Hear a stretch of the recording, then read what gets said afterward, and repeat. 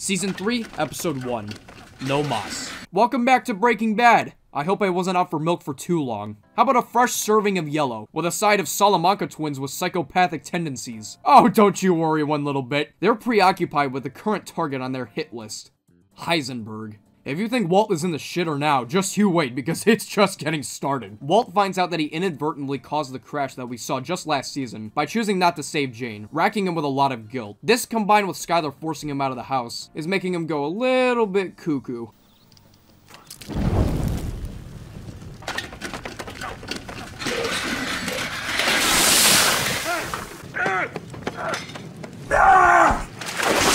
Hank helps Walt move out of the house, and Walt almost ends the entire show right then and there. Whoa, no heavy lifting. I got it. No, it's okay. I got it. Jesus. What do you got in there? Cinder blocks? $500,000 in cash.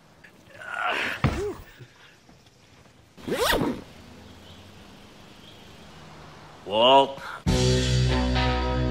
Just kidding, though I still can't believe Hank didn't actually look in the bag. That must have felt amazing for Walt to just straight up admit that and get away with it. Jesse is still in rehab, and Flynn's breakfast counter just hit double digits as he rants to Walt, confused about what's going on and why he left the house. Skyler definitely seems like a mega mono bitch in this situation.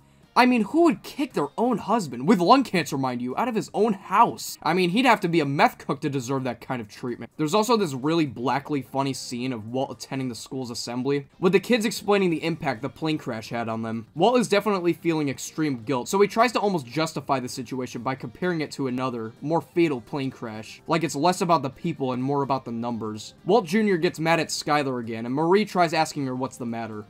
Tell me what it is that Walt did. Well, you know what? I don't remember asking you. Jesse talks with his counselor at rehab. What a fine, upstanding gentleman. He looks like the kind of guy that didn't run over his own child while drunk or anything like that.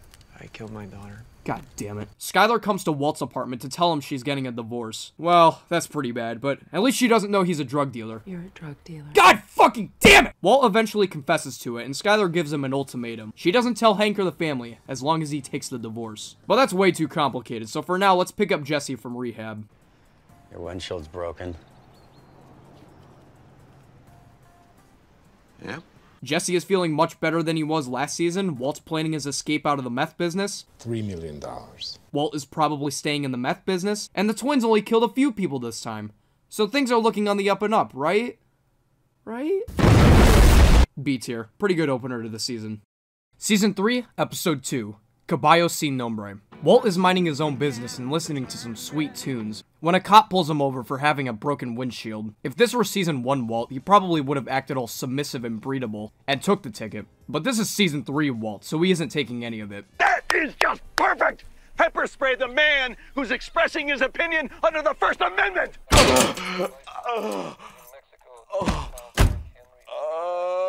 Walt gets picked up by Hank at the police station, and later Saul runs into Walt at the laundromat, and they go over to his house for Saul to be like, hey man, your wife kicked you out and your life is ruined and stuff, but like, can you make more meth for me? Pretty please? But at this point, Walt is starting to realize how much he's fucked up his life, so for now, he's out of the meth game. Walt Jr. is still pissed with Skyler, and he lashes out at her during dinner. Why you gotta be such a bitch? Hey, no. Jesse notices that the house he got kicked out of is now up for grabs, and he gets his money back from Saul, and he's like, hey man, I know you cut off your business relationship with your partner and stuff, but like, can you get back with him so you can make some more meth? Pretty please? But this time, Saul's begging actually kind of works, because Jesse gives him a job. We'll get to that later. For now, we gotta check in on those adorable little twins and their cute little crimes against God. They meet with Hector, and using a Ouija board, he tells the twins the name of Heisenberg. Walt Jr. I gotta ask one thing though. Who keeps a Ouija board in a nursing home? Like, who's using that thing? Hey sir, lunchtime is over. We gotta go back to your room, okay? I summon thee, out of Satan! I will take down this nursing home as an affront to God! Ted's still up with that tax fraud business, the old jokester. And Walt calls Skyler to tell her he's dropping off Walt Jr. at the house, after his friend Lewis dropped him off at Walt's house. Damn, that is a lot of names. Saul has a meeting with Jesse's parents, and attempts to buy off the house that they're selling at a much lower price. They initially deny this offer, but Saul brings up a meth lab that was being run in the basement of the house, and threatens to file a suit for fraud unless they give him the house for his asking price.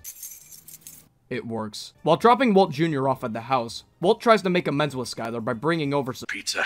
Unfortunately, though, Skylar is already Making dinner. even though Walt brought over a Pizza. She's making dinner, though, so now Walt has spent all this money on pizza for nothing. Luckily, though, Walt didn't just bring over a Pizza. He also brought over Tipping sticks. Unfortunately, the Tipping sticks. aren't enough for Skylar to cancel dinner. So Walt does what any reasonable man would do.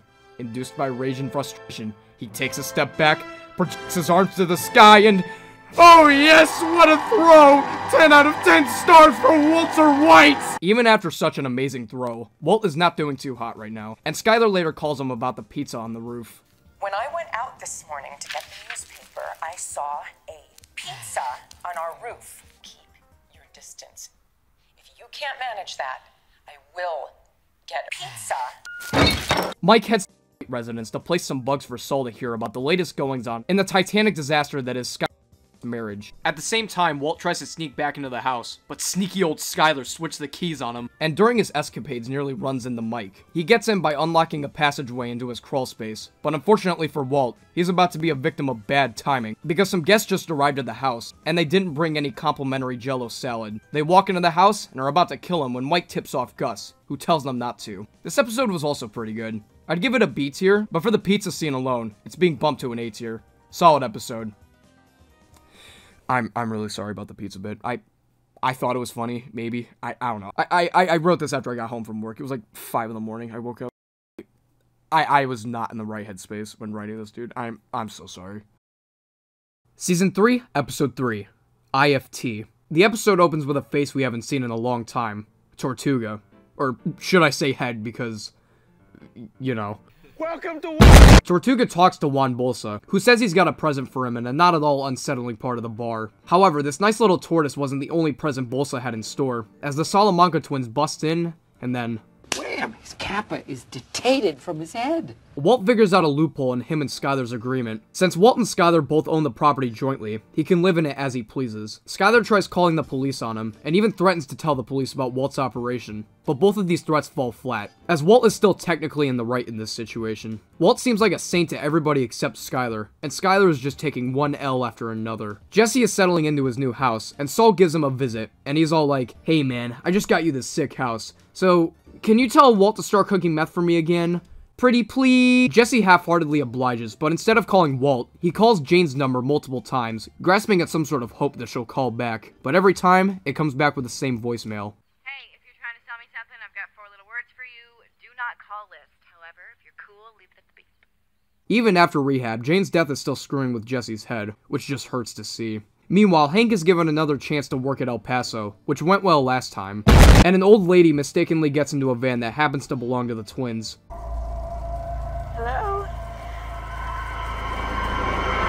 Oh my god, they just killed that lady. They just killed that lady in broad fucking daylight. The twins, Hector and Juan Bolsa, have a meeting with Gus about the murder of Heisenberg, and Gus essentially tells them, "Hey man, that guy's cooking some dope-ass meth for me, so don't kill him please. You can kill him after he's done working for me though." Juan Bolsa tells him that he'd better hurry up with his business, as there's no guarantee that the twins are gonna remain patient. Walt pisses in a sink.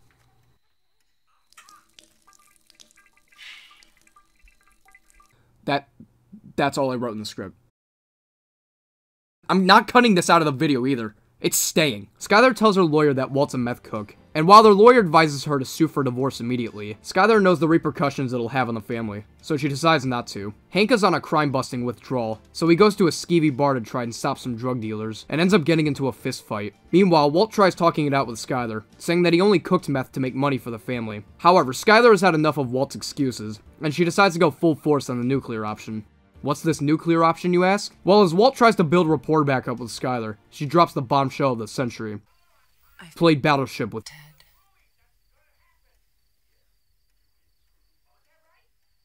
This can only have positive connotations for the future of their marriage. This episode was a low B tier, very close to a C tier. There were some good scenes, but pretty forgettable overall.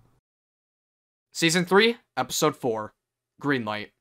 Also, I got a new mic, and I actually set up a pop filter and a bunch of other noise settings on this thing. For once. After the bombshell that was the previous episode, Walt is very excited to have a calm, pleasant chat with Ted Beneke. Next time, you'll open the door! He gets kicked out of the building, but as he's about to try out for round 2, he gets kidnapped by Mike, who takes him to Saul's office. Saul tells Walt to get his shit together with his marriage, and Walt puts 2 and 2 together and realizes that Saul bugged his house. On the other hand... See, this is why Walt needs to get into multiverses. He's already demonstrated half his moveset in this episode alone.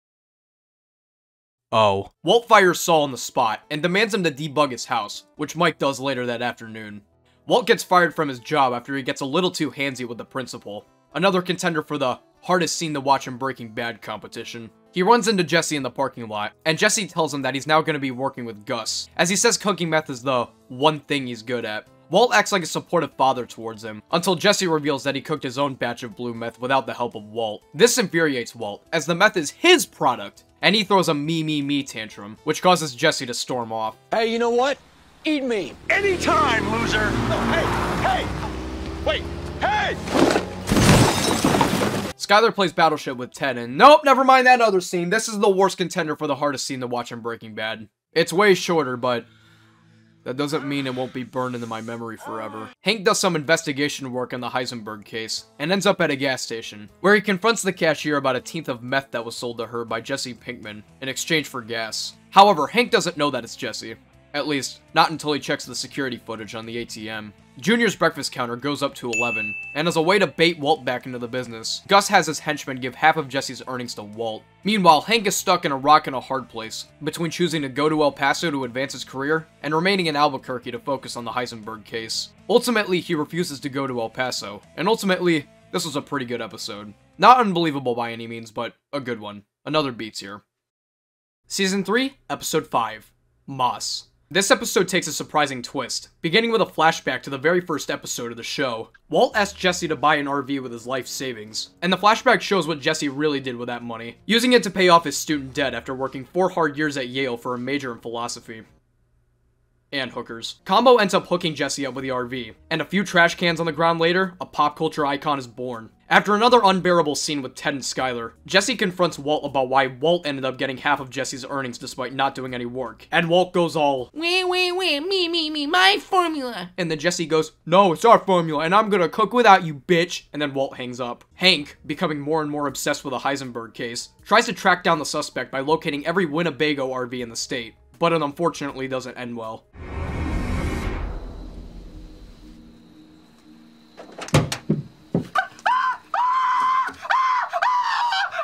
I'm starting to notice how many more comedic moments there are in Season 3. I'm guessing it's probably take the edge off after the endless string of tragedies that was Season 2. Gomi tells Hank that he'll be leaving to El Paso, frustrating Hank, as his rock and hard place is getting tighter and tighter. Pretend I didn't say that. Walt realizes that the money was likely a bribe from Gus, so he confronts him, but not about the money. He asks Gus why he would hire an addict, and badmouths his own partner behind his back. What conclusion am I left to draw? That you believe I have some proprietary kind of selfishness about my own formula. Some sort of overweening pride, I suppose? Yes. To further bribe Walt, Gus brings him to the laundromat, and shows him the massive state-of-the-art meth lab underneath. He offers Walt millions to work in the lab, in exchange for 200 pounds per week, but Walt still refuses the offer. But Gus uses some manipulation to convince Walt to stay. Why did you make these decisions? For the good of my family. Then they weren't bad decisions. Yeah, they definitely were. Walt and Skyler try acting all sweet in front of Junior, but their mutual dislike of one another could still be felt. Whoa, the wall's dividing them from each other. Whoa, symbolism! Hank thinks he's dead in the water after all of the Winnebagos in New Mexico didn't create a lead. But a quick second look reveals that there's one more that they hadn't checked yet. Skyler is also frustrated, as on the one hand, she has a ton of cash at her disposal, but on the other hand, she'll be a criminal herself if she doesn't divorce Walt. It seems like everybody's in a rock and a hard place, and some big decisions are going to have to be made here soon. Walt gives Jesse the other half of his earnings, claiming that it's the last money you'll ever earn in this business. Walt claims that Gus only used Jesse to anger Walt into climbing back into the meth hole, and proclaims that he'll be cooking again. This pisses Jesse off, and he throws a rock at Walt's car in frustration.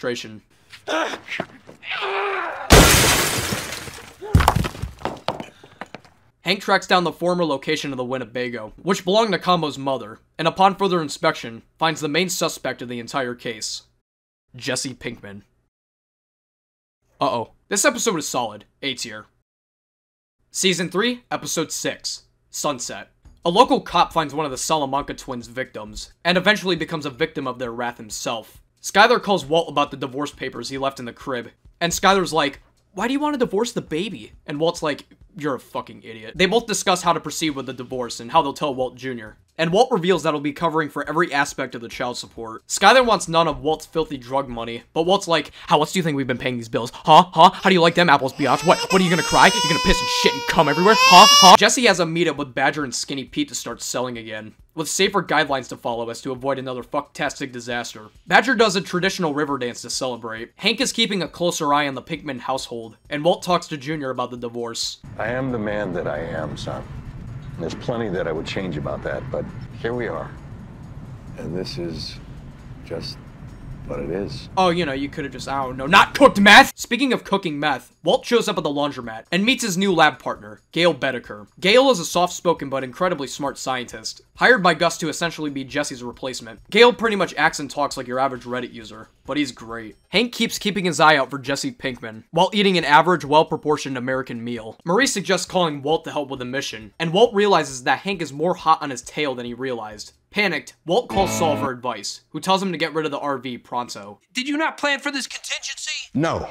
Well, next time plan for it, would you? Starship Enterprise had a self-destruct button, I'm just saying. Okay, shut up. Walt tracks down the RV to Badger's cousin, who locates them to a junkyard to destroy the RV. Badger tells Jesse that Walt's taking the RV, and an angry Jesse demands the address to track Walt himself, which sounds off Hank's "Jesse's doing crazy shit" alarms. As Walt pays off the junkyard owner, he reflects on some fond meth-cooking memories, which are quickly interrupted by Jesse barging in. Walt realizes the danger the two of them are now in, as Hank pulls into the junkyard to confront Jesse. As Hank tries to break into the RV, the junkyard guy schools Hank on the law, explaining that he can't legally search the RV. "Even though it's my own private domicile and I will not be harassed, bitch!" Hank decides to try and obtain a warrant to search the RV, and Walt decides to play a round of 4D chess with Hank. He calls Saul once more, giving him Hank's number to try and fool him into thinking Marie got into a car crash, which ends up working. Hank enters the hospital in this amazing and intense sequence, and as he realizes he's been duped, he gives one of the best death stares I've ever seen. With Hank gone, Jesse and Walt destroy the RV once and for all, signaling the end of an era in this great scene. Now you're probably wondering what our favorite murderers have been up to. Well, the twins, not satisfied with not being able to kill Heisenberg, show up to Los Pollos Hermanos multiple times to try and intimidate Gus, who tells them to meet at sunset. They come to an agreement. They can't kill Heisenberg, but they can kill his DEA agent brother-in-law, if they so choose. This episode started off alright, but suddenly got really good in the second half, giving this one an A tier. Season 3, Episode 7, 1 minute. The episode begins with a flashback of the Salamanca twins and a not-disabled Hector. The twins get into an argument, and Hector displays his fantastic parenting techniques by almost drowning one of the twins. La familia es todo. Oh yeah, tell that to the court. Oh wait, you can't because you're disabled now! Ha ha! Still salty after losing an intense match of COD against Jesse, Hank storms to his house and punches the balls off of him. Realizing the mistake he's made, Hank calls the police, sending Jesse to the hospital. At the hospital, Saul tries cheering up Jesse, telling him that the beating he just took is essentially his get-out-of-jail-free card. There it is. Yo, Adrian. Rocky called. He wants his face back. Walt also meets Jesse at the hospital, and tries apologizing to Jesse for what happened. Jesse doesn't take this lightly, and fires back with a monologue, describing his plans to sue Hank for every penny he has until he dies. Saul and Walt try convincing him that this is a bad idea, but Jesse retorts back with his frustrations, how it's just one bad thing after another, and all the while he's forced to cook meth just to make a living. Saul and Walt continue to try and convince him otherwise, but he tells the two of them that if they try to intervene with his plans to sue Hank, he'll give Walt up to the authorities himself. What does Walt say to this? Look, if he didn't give up my name while Hank was beating him senseless, he's never going to talk. He'll come around. Yeah, I might have been treating him like shit and getting him into some of the most physically and mentally scarring experiences of his entire life, but he never tell on me. We made a pinky promise. Hank gives his side of the story to the DEA, and while leaving work, is consoled by Marie on the elevator. Luckily, Marie hasn't told anybody about the situation yet. She told somebody already, didn't she? Marie. Who? Fuck! Skylar takes a visit to Walt's new house and talks to him about Hank's run-in with Jesse. She asks Walt to try and convince Jesse not to press charges, but Walt ignores her pleas and heads to work with Gail. Meanwhile, the twins begin their attack on Hank and meet up with an eccentric arms dealer, who demonstrates his knowledge of piss fetishes and shows off his amazing bulletproof vests. They work. Sure as shit they do. I don't leave home without. Hank talks to Marie about how much his mental state has declined ever since running into Tuco, and admits his mistakes to Marie. In order to try and make amends with Jesse, Walt makes a call to Gus to try and get Gale fired from the lab, and Jesse rehired. But when Walt gives Jesse the official offer, Jesse gives one of the best monologues in the entire show thus far, airing his grievances to Walt about everything. Walt uses a bit of subtle manipulation, however, and manages to get Jesse back on his side. Hank admits his mistakes to the DEA, and is suspended indefinitely, but finds out on his way back home that Jesse isn't pressing charges. Even though Hank's faced some tough times, it looks like there's gonna be a light at the end of the tunnel. Until he gets a call from a mysterious number. Shredder. I need you to listen very carefully. 2 men are coming to kill you. Come again? They're approaching your car. You have 1 minute. Exactly 1 minute passes by. I should know, I timed it. And nothing happens. Yeah, it looks like it was just a false alarm. Oh shit!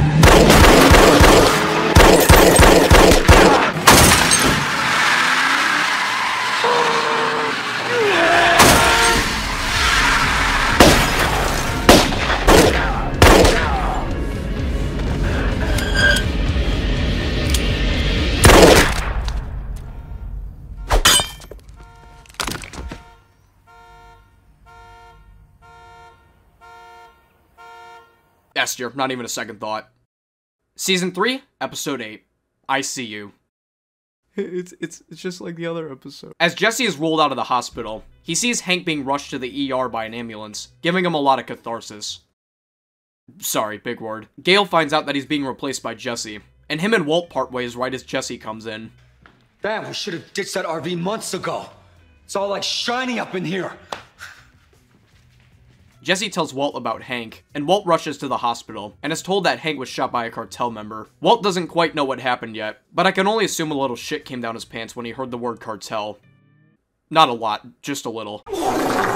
Jesse asks Walt when he's coming back to the lab, and Walt tells him to fuck off. Also, just a side note, it's great to see that the writers wrote Junior into the scene. I'm excited to see how they'll develop this character further. So I'm thinking, maybe we should go get everybody some breakfast. What? Junior's breakfast counter increases to 12, and Walt tells a story about a surgery he once had in order to reassure Marie about Hank. Juan Bolsa calls Gus, telling him that the Mexican government is starting to crack down on the cartel after the hit on Hank. Walt runs into Gomez, who takes him to the room of the remaining Salamanca twin. The twin has both of his legs amputated, but he recognizes Walt, and attempts to attack Walt by crawling towards him in this intense scene. Despite his injuries, his hatred and determination to kill Heisenberg still prevailed, and it can all be felt from the intense music, the heart rate monitor ramping up in speed as he recognizes Heisenberg, and the blood dripping from his amputated legs. He may not have been able to kill Heisenberg, but he wasn't about to let even the slightest opportunity go to waste.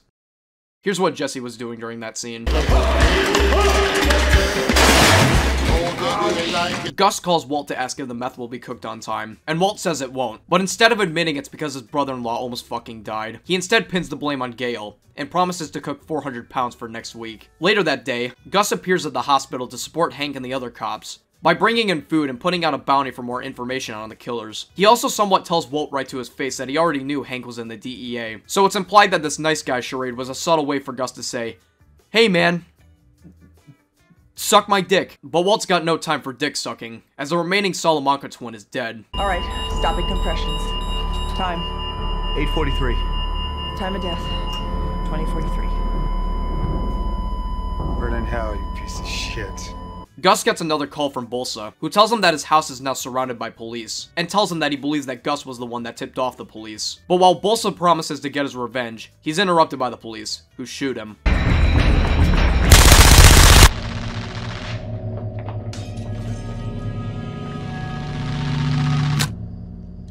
Guys, I think Gus might have been behind that. This was a great episode. High A tier. Season 3, Episode 9. Kafkaesque. Fuck it. The episode begins with one of my personal favorite cold opens in the entire series, beginning with a commercial for Los Pollos Hermanos that slowly transitions into how Gus's chicken empire really operates. Jesse complains about the fact that Walt is giving Gus extra meth to sell, due to the amount of money him and Walt are earning, saying that it's way too low for the amount that Gus is selling at, which, for the overall amount they'll be cooking, is around $96 million. Oh, thanks, Walt. Hank has an emotional heart-to-heart with Gomez in the hospital.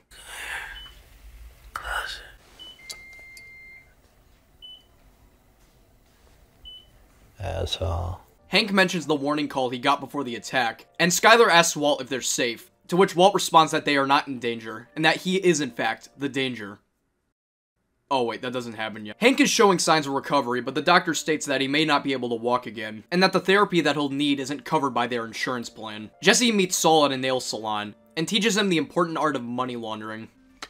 This is the nail salon, right? I take your dirty money and I slip it into the salon's nice, clean cash flow. Final step, integration. The revenues from the salon go to the owner. That's you. Your filthy drug money has been transformed into nice, clean, taxable income brought to you by a savvy investment in a thriving business. I have learned a lot more from this show than I probably should have. Saul tries convincing Jesse to buy the nail salon, but Jesse walks out. Walt has a meeting with Gus about the attack, and gives him his ultimate theory. Stand back, ladies and gentlemen, this is gonna be complicated. Basically, he believes that the person who called Hank moments before the attack did it not out of the kindness of their heart, but instead to wreak havoc on the meth industry for their own gain. If they hadn't called Hank, you know what, I'll stop being so vague, you already know at this point. If Gus hadn't called Hank, then the twins would have been able to kill him silently. But with such a massive shootout, more attention is being put on the cartel by the US and Mexican governments, which gave Gus the opportunity to pin the blame on Bolsa, cutting off the meth supply for the Southwest and driving more traffic to Gus's product. Does this make sense? I hope so, because after Walt explains this theory to Gus, he asks what will happen when his 3-month contract with Gus ends, to which Gus offers $15 million to extend it to a full year. Jesus, that was complicated. Here, let's cleanse our palate and watch Walt almost die. Yay! Jesse goes to a rehabilitation meeting with the same guy that ran over his daughter, and details his former career of wooden box crating in high school. Skyler has an awkward meet with Ted, and Jesse tells Badger and Pete that they should start selling again, but this time not on the streets. Jesse obtains a bit of the extra meth cooked by Walt, and starts selling it at his rehabilitation meetings. Skyler offers Marie to pay for the medical bills, and she makes an elaborate excuse that Walt earned a ton of money from illegal gambling. She does a pretty amazing job lining up each aspect of the story to what really happened, even managing to make Marie sympathize with the pain she felt from Walt. How did you come up with that? I learned from the past. Ooh. Don't think that Skyler is fully on Walt's side, though, because she still has a suspicion that it's Walt's fault that Hank is in the hospital. This episode's getting a high beats here. Really good stuff. Season 3, Episode 10, Fly.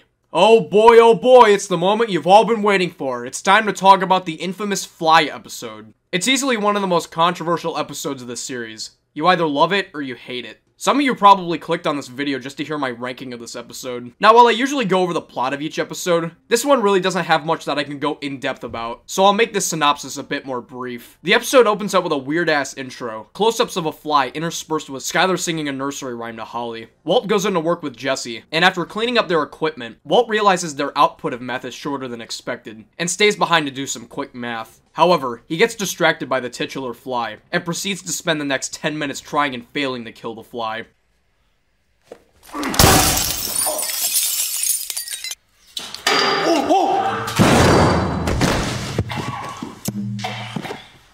The next day, Jesse comes to the lab, with Walt still obsessing over the fly. Jesse helps Walt to try and kill it, but again, no luck. Now, 1, 3.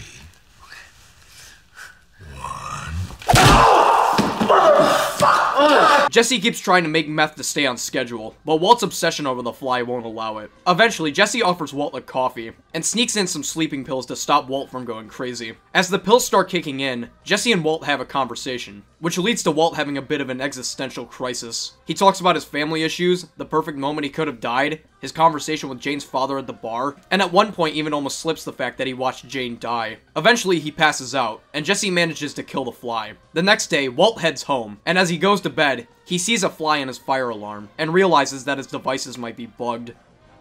That's not even a joke, that's literally what it means. Now, I'll admit it. The first time I watched this episode, I did not like it. I didn't think it was bad per se, but I didn't think it was as amazing as some people claimed it to be. I thought it was out of character for Walt to go crazy over the fly, and even though I liked the last 20 minutes, I thought Walt's dialogue went on for way too long. But after watching El Camino, finishing Better Call Saul, and rewatching Breaking Bad for this series,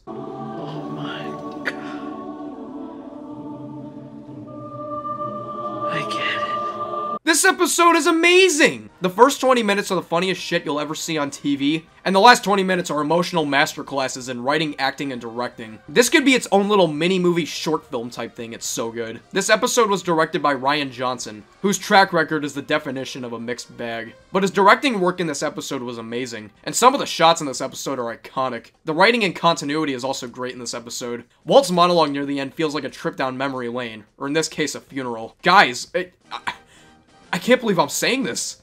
The Fly episode is getting an S tier. I know, I can't believe it either. I was thinking a low A tier maybe, but... Oh my god. Season 3, Episode 11, Abiquiu.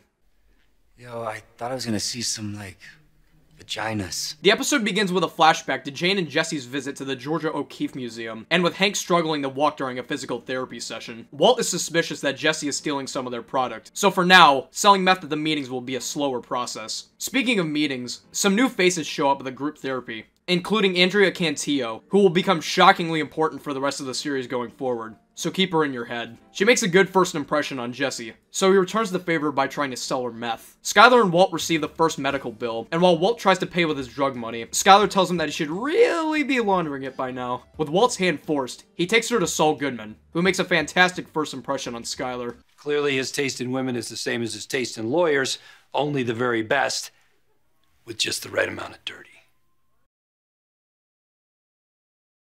Saul tries to sell off a laser tag place for the two to launder their money, but the recommendation is immediately shot down. While Jesse tries to sell Andrea meth, he gets distracted and ends up playing Battleship with her. He tries to make a pitch to her about the blue meth, but gets interrupted by her grandmother returning home early, with another equally important character, Andrea's son, Brock. Skylar pitches to Walt a potential location for money laundering, the A1 car wash. More specifically, the one Walt got fired from for mocking Bogdan's eyebrows. Fuck you, Bogdan. What? I said fuck you! And your eyebrows! Jesse bonds with Brock, and while Jesse creates moist garbage, Brock mentions his brother Tomas, who will also become important later in the... Hey, you know what? Fuck it. Everyone in this family is important. Saul tries to convince Walt that they shouldn't buy the car wash, but Walt says that it'll make a more believable story. And Saul says that it won't work because Bogdan isn't a Danny, or a person who's in on the scheme. After a brief argument, Andrea tells the story of Tomas, and how he was forced to kill a rival gang member. Rode up on his bike and shot him. Wait. He shot the guy right through the neck. Oh my god, not again! Hank finds out he'll be released from the hospital, and Walt explains to Skylar that, with no Danny, they can't buy the car wash, to which Skylar offers to be Walt's Danny. I apologize for how complicated that line was. Walt refuses this offer, claiming that the two are divorced anyways, but Skylar reveals that she never filed the papers, and that married couples are not allowed to legally testify against each other in court. Jesse meets Tomas at the same street Combo is killed, and finds out how the dealing process is done. Jesse is enraged by the fact that two drug dealers are using a child to do their dirty work, and the cogs in Jesse's brain start to turn. Pretty good episode, putting it in B tier. Season 3, Episode 12, Half Measures. The episode begins with Wendy giving some Wendy's close to a Wendy's, and with me jumping off a bridge after writing that joke. Jesse and Walt have a beer together, and Jesse gives Walt his plan to kill the two drug dealers from the last episode, with the ricin left over from their encounter with Tuco, by using Wendy to deliver it to them hidden in a burger. While Walt obviously tells him that he shouldn't do it, Jesse talks about how enraged he is, since the meth he obtained from the dealers is their blue stuff, meaning that these two guys work under Gus and are using a child to do it. Walt tries to convince him otherwise, but Jesse is still going full force on this plan. Walt goes to Saul to try and stop Jesse, and comes up with a plan to get him arrested by the police, but Saul decides to get Mike on the job instead. Mike shows up to Walt's house later that night, and tells him that he won't do it, since Gus probably wouldn't be too happy with one of his employees getting arrested. Mike tells Walt the story of his days as a cop, about a guy he arrested that was abusing his wife. Mike threatened to kill him as an attempt to ward off a potential murder, but a few days later, he finds out that the man still killed her. The moral of the story is, I chose a half measure, when I should have gone all the way.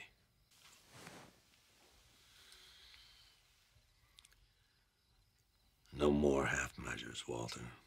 Jesse's about to have Wendy execute the plan, but Mike intervenes, taking Jesse to a meeting with Gus. At the meeting, Gus scares the shit out of Jesse, and forces him to negotiate with the two dealers. Jesse, however, doesn't back down, telling Gus about them using Tomas in their operation. Gus tells the drug dealers, hey, knock it off of those kids, you two, and tells Jesse to keep the peace. However, this peace is not going to be kept for very long. As Jesse and Andrea find out that Tomas was murdered by the two drug dealers, the two go to the crime scene, both in shock at the dead body that lay before them. A million thoughts are running through Jesse's brain, as a feeling of fear and dread can be seen rushing through his body. Walt finds out about Tomas's murder on the news, and figures that Jesse is going to kill the drug dealers in cold blood. But Walt's already taken Mike's speech to heart, so instead of going the easy route and taking a half measure, well...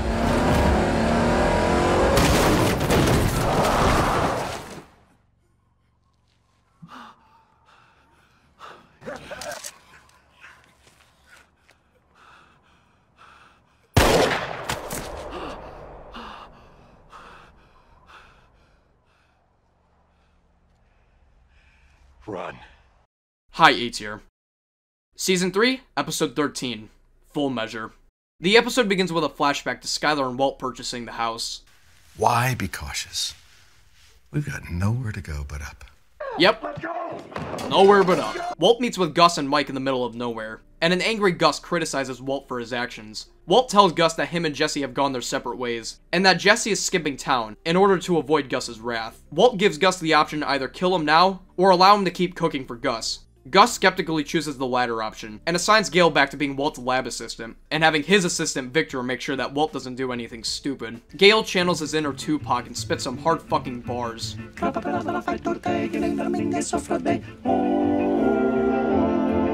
And Gus arrives at his apartment, asking Gale if he'd be willing to take over the lab himself. Gus tells Gale about Walt's condition, and how, if push came to shove, Gale may have to take over. You know, not that Gus is gonna kill Walt or anything. As Mike starts tracking down Jesse, he confronts Saul for more information on him. Saul gives him a fake address to Jesse's location, and takes Walt to the laser tag place to meet with Jesse. Walt tells Jesse that Gale is asking a lot of questions about his cooking process, and that once he feels confident enough that he can cook without Walt, Gus will kill Walt. Walt tells Jesse that there's only one possible option left, and that's to kill Gale. Walt figures that, since he's the only person that truly knows how to make the blue meth, if he kills the only other option Gus has, Gus's hand will be forced into keeping him alive. The next day, Walt decides to kill Gale, but gets taken by Victor to the lab before he can do it. Walt realizes that Mike is going to kill him, but in his desperate pleas, promises to give up Jesse to Mike and Victor. He calls Jesse, but instead of giving up his location, Walt has another plan up his sleeve. It's gonna have to be you. What? No way, man. They've got me at the laundry and they're going to kill me. Jesse, do it now! Do it, bitch! Do it fast! You might want to hold off. Yeah? Why? 6353 Juan Tabo, apartment 6. Yeah. Oh my god, he's so fucking cool. Jesse goes to Gale's apartment, and before anyone can get to him, Jesse finishes the job. You don't have to do this.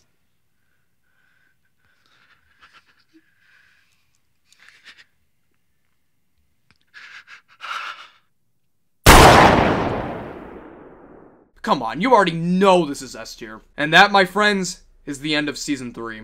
What a cliffhanger to end things off on. Season 3 of Breaking Bad is where the show really starts to get cooking, no pun intended. There are some unbelievable episodes, scenes, and plot developments in this one, and it's no surprise why many people say this is their favorite season of the show. But this isn't even where the show peaks. We've still got 2 seasons left to go, and my god are they doozies. Anyways, thank you all very much for watching, and I'll see you all in Season 4.